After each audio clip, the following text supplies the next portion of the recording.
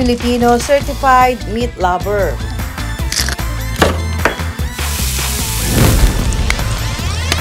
Pero, kakain ka ba kung ari na ng hayop ang ihahain?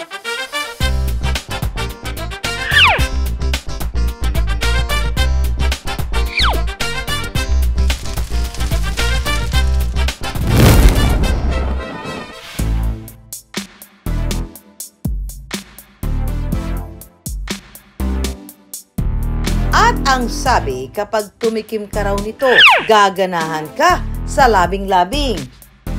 I wonder. Kaya naman po ngayong gabi mga ka-wonder, ang bibida sa ating mga hapag, mga ari ng hayop. Nako, talaga namang kakaiba ito. Kaya ngayong gabi, sabay-sabay nating alamin. I wonder. Mga pagkaing ari ng hayop, paano pinasasarap ni Juan?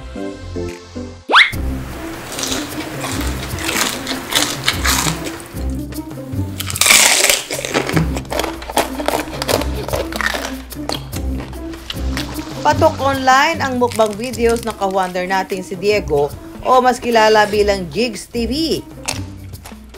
Paano ba naman kasi ang mga nilalantakan niya? Naglalakihan na, nag-uumapaw pang mga lutuing putok-batok.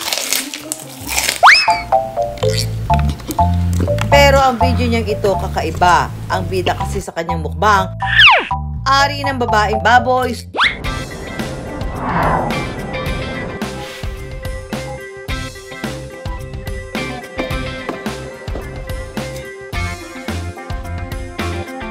Hello mga ka-wonder! Nandito ngayon tayo sa palengke ng Lipa dahil maghahanap tayo ng ari ng baboy. Tingnan po natin kung may mabibili tayo. Tara! Mula Batangas City, dumayo pa ng Lipa City Public Market si Diego para maghanap ng ari ng baboy. Bihira lang daw kasi ang nagbebenta nito. Ate, meron kayong yung ari ng baboy, yung babae? Wala po. Sige po. Thank you po. Ate, meron kang ari ng baboy. Ano? Yung ari po ng baboy. Wala, yung tinatapon na lang sa madaling araw.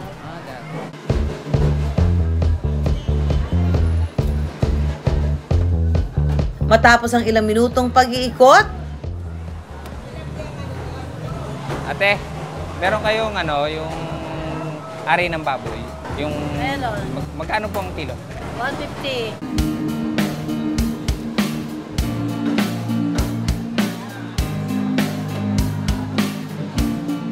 sa mga tindera na aming napagtanungan, si Julieta lang ang may tinda ng ari ng babaeng baboy kasama ang iba't ibang laman loob ng baboy. Ay gusto ng taong bilhin ang ari ng baboy kasi masarap daw 'yon. So ito mga ka-wonder, pag bumili kayo ng ari ng baboy, hindi makakabili kayo ng ari lang. May kasama siyang tumbong.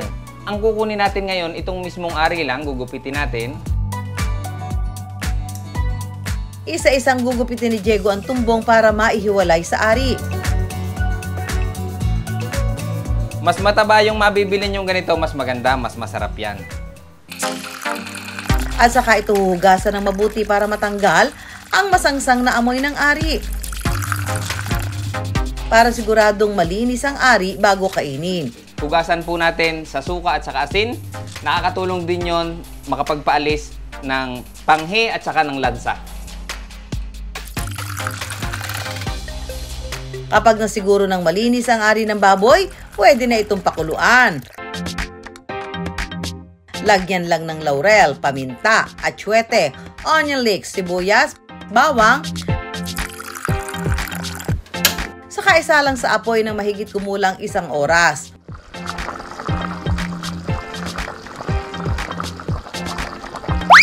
Eto na mga ka-wonder, yung ating pinakulo na ari ng baboy. At atin naman itong gagayatin para ihawin.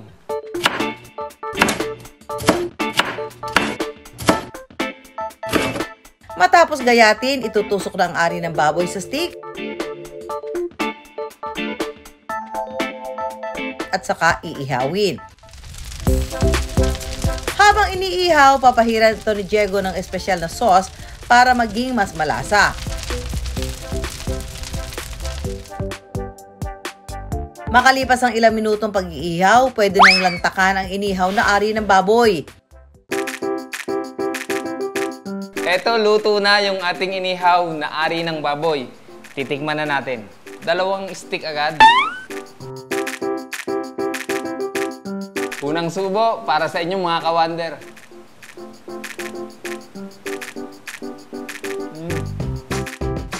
Yung lasa mga ka-wonder, kung kayo nakakain na nung puno ng tenga ng baboy, ganon-ganon po yung lasa. Masarap siya. So, pig's vagina is actually a protein-rich food and it can be consumed, no? As long as it is thoroughly prepared. Deodorized siya using salt, suka, and other herbs and spices para mawala yung unnecessary na amoy niya. And at the same time, it should also be thoroughly cleaned ng talagang maayos and kung pwede, alisin yung parang mga buhok-buhok dun sa part na yun.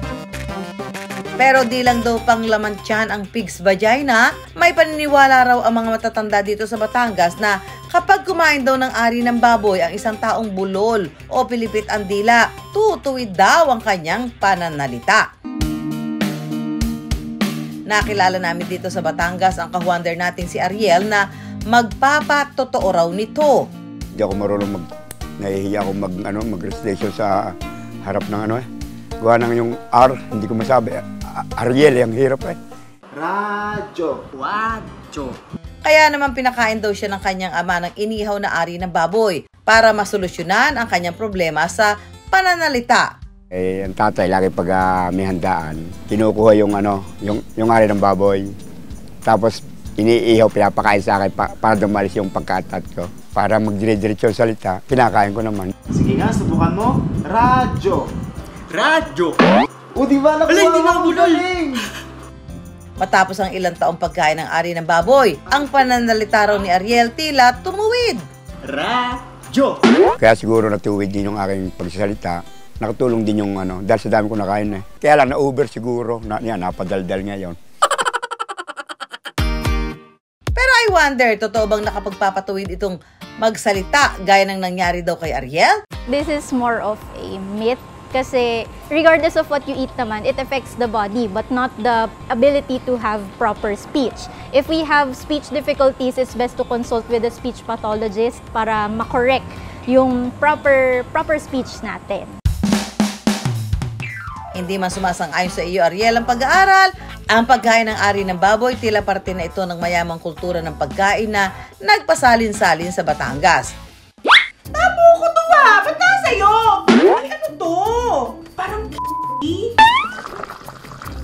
Pero I wonder, kaya pa kayang pasarapin ang ari ng baboy? Tutulungan daw tayong i-level up ito kasama ang Cooking in a Master, food content creator na si Hazel Sheppy. At sa aming pagbabalik, ari ng kambing. Mabisa raw na pampainit ng labing-labing. Susunod ang lahat ng iyan sa I Wonder.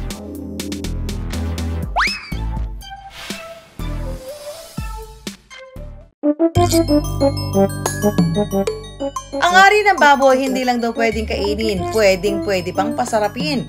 Para patunayan yan, hinamon namin ang tinaguri ang Cooking in a Master at food content creator na si Chef Hazel.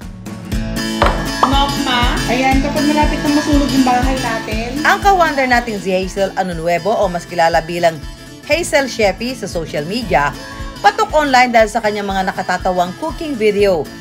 Kailangan maraming kulam. Ayan, pati yung legs, kukulamin natin. Sa ngayon, mayroon lang naman siyang 2.1 million followers sa Facebook at 2.9 million followers sa TikTok. What's up mga ka-I Wonder? Challenge ako ng I Wonder team kung anong dish ang lulutuin natin for today's video. Isang mystery ingredient daw to. Ano kaya yun? Oh, tabo ko to Oh, anyway, ano to? Parang pero anyway, kahit ano pa to, lulutuin natin to at challenge accepted.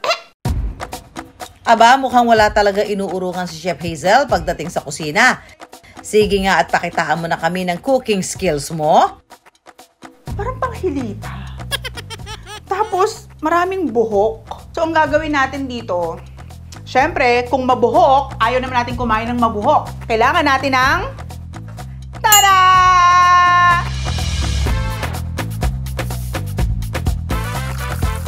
Kailangan talagang kulong-kulo at talagang mawala yung bad smell. Pagkatapos, lalagyan ito ni Chef Hazel ng onion leeks, sibuyas, luya at bawang. Pagkatapos yan, syempre lalagyan natin siya ng whole black pepper. At syempre, hindi mawawala ang asin. Ayan. Pakukulan ito ni Hazel ng 15 to 20 minutes. Ayan, titignan na natin. Ngayon, malambot na siya. Aahunin na natin siya sa kahirapan. Pagkatapos maahon sa kahirapan, maahon sa kaldero, hiniwa ito ni Chef Hazel ng manipis. Ang gagawin natin dito ay pork tausi. So ngayon, ang gagawin naman natin ay ipiprito natin tong tokwa. Kapag golden brown na ang tokwa, hahanguin ito at saka hihiwain. Sunod na ipiprito ang ari ng baboy. After natin makayumanggi ang ng baboy, ngayon magigisa na tayo. Siyempre, uunahin natin ang wangba. Sunod na ilalagay ang luya, sili, bell pepper, ari ng baboy, suka, toyo, paminta, tokwa at oyster sauce.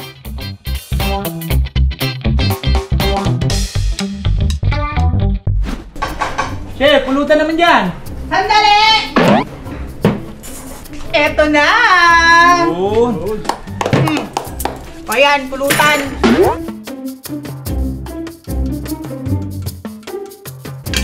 Solid. Sarap. Medyo chili. Bagay na bagay sa pampulutan. Pulutan talaga siya. Hindi ko masasabi kung Thai part or ano eh. Sarap. Lasa ko ulit. Mascarata ito ng baboy. Matapos ang tikiman, time to reveal na! Kinain ninyo, baboy yan. Masarap, tsaka di mo maano dahil... Gulat ako eh. Yung pala yung kinakain namin eh. Masarap ha? Susunod, bat and balls ng kambing, mabisa raw na pampainit ng labing-labing. Abangan sa pagbabalik ng I Wonder! Dito sa Gimba, Nueva Ecija, kambing daw ang sikreto ng ka-wonder nating si Ben. Kaya kuhang-kuha raw ang kiliti ng misis niyang si Maricel at ang luto, ang pinispisan na ari ng kambing. Dito ko nahuli kaliti ni misis sa ng kambing. Iba raw kasi talaga ang sipa ng pinispisan sa kanilang labing-labing. Pag kami halo ng kambing, nakapagpapainit po talaga to. Lalo na pagka nakakain ka nito, nasusubukan mo na mag-iinit talaga katawan mo. Lalo na pagkatabi mo na si misis. Bida ba nga ni Ben, noong kabataan niya, talagang lapitin daw siya ng chicks. At ito raw ang hot secret kaya nakaapat na supling sila ni misis. Pag halimbawa nakakain ako ng ganot natikmang ko rin at talaga naman na iba yung aking pakiramdam din. Sa sobrang pagka-effective nga raw nito sa mag-asawang Ben at Maricel, inihain na rin nila ito sa kanilang MIBE karinderya. Tip ng mag-asawa sa ganitong negosyo, mas makatitipid daw kung buhay na kambing ang bibilhin. Ang 16,000 pesos kasi na kambing sa palengke, halos 4,000 piso na lang daw ang halaga kung buhay.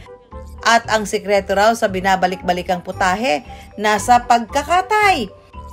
Yung po ay itinatapon po namin, kahit po gapatak ng dugo ng kambing na ito ay ala po kaming isinasama. Mga ka-wonder, magluluto tayo ngayon ng pinispisang kambing. Akalain nyo ba na 3 lang ang main ingredients sa lutuing ito? Siling berde, sibuyas at ang laman loob ng kambing. Unang hihiwain natin ay ang laman loob ng kambing. Hiwain lang ang mga sangkap ng maliliit at pwede na itong idiretso sa gisa. At ang ari ng kambing, isasama rin daw ang balat. Cooking time! Kaunting pasensya lang sa pagigisa mga ka-wonder. Mas makunat daw kasi ang laman loob ng kambing, lalo na ang balat nito. Hahaluan ng siling berde at kapag manikit-nikit na sa kawali, pwede na itong hanguin. After 30 minutes, tapos na po ang pinispisang kambing. Pwede na po natin i-serve. Paglilinaw nila ang ari ng kambing, special request lang daw ng kanilang mga suki. Hindi raw ito regular na nakahalo sa kanilang lutuin.